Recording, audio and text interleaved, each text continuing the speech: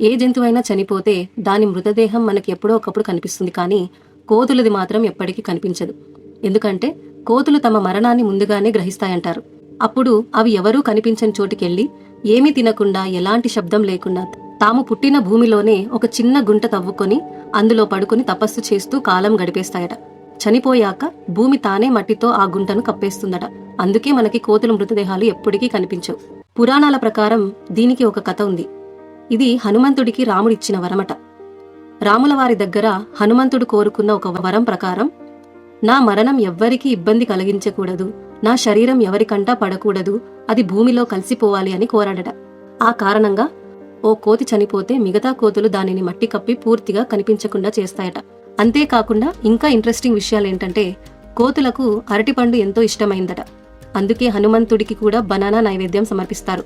ఇంకా రామాయణ పారాయణం జరుగుతున్న చోట కోతి ప్రత్యక్షమవుతుందన్న నమ్మకం కూడా ఉంటుంది. హనుమంతుడి భక్తి, తన త్యాగం ఇవి మనం నేర్చుకోవాల్సిన గొప్ప విషయాలు. శ్రీరాముని నమ్మిన హనుమంతుడు నిజంగా భక్తుల్లో అత్యుత్తముడు. ఈ కథ మీకు నచ్చినట్లయితే ఈ కథను మీకు ఇష్టమైన వాళ్ళకి షేర్ చేసి మరిన్ని ఇంట్రెస్టింగ్ స్టోరీస్కై మన ఛానల్ని సబ్స్క్రైబ్ చేసుకోండి. జై హనుమాన్, జై శ్రీరామ్.